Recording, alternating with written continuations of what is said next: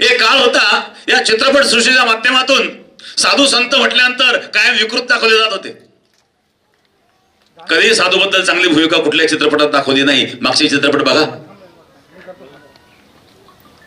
आणि या चित्रपट निर्मात्यांची एखाद्या मौलानाबद्दल अशा प्रकारे विकृत दाखवण्याची हिंमत झाली नाही. एखाद्या फादर बद्दल दाखवण्याची हिंमत झाली नाही.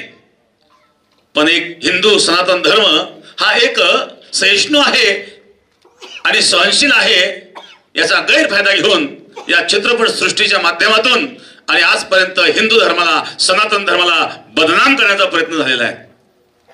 पण आज ही आनंदाची गोष्ट आहे की अलीकडच्या काळामध्ये समाजामध्ये जागृती निर्माण होत चाललेली आहे या चित्रपट सृष्टीच्या माध्यमातून. आणि अशा प्रकारे योग्य अशा प्रकारचे चित्रपट समाजासमोर येत आहेत. त्याचा परिणाम निश्चित पुढच्या पिढीवर होणार आहे. या चित्रपटाचा परिणाम हा खोलवर होत असतो तरुणांवर. मग पुढची होणारी जी पिढी आहेत या पिढीला आणि अशा प्रकारे प्रेरणादायी असणार हे चित्रपट या ठिकाणी ठरणार आहे.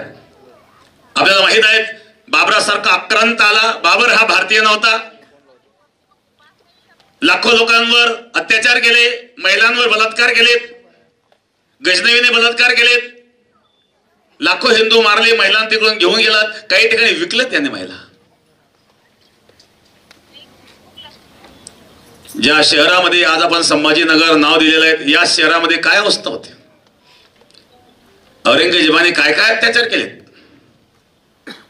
मंदिरं पाडलेत, मंदिरं पाडून त्या जागेवर मशिदी बांधलेत. तुम्ही 1000 मशिदी बांधा, कोणाचा विरोध नाहीये. पण मंदिर पाळून जर मस्जिद बांधले जात असेल तर त्याला निश्चित विरोध करणं आपलं कर्तव्य आहे. एक दुर्दैव आहे आम्हाला अशा प्रकारे चुकीच्या पद्धतीने शालेय शिक्षणामध्ये शिकवलं गेलं. कोणी एका गालात मारी तर दुसरा गाल पुढे करा. अरे कोणी एका गालात का मारावी आणि कोणी मारित आपण दुसरा गाल पुढे का करावा. त्याने एक मारे 2 ठेवून द्या. त्याने 2 मारले 4, त्याने 4 मारले 10. पुन्हा हिंमत नाही झाली पाहिजे. का चुकीचं तुम्हाला तुम्ही शिकवता.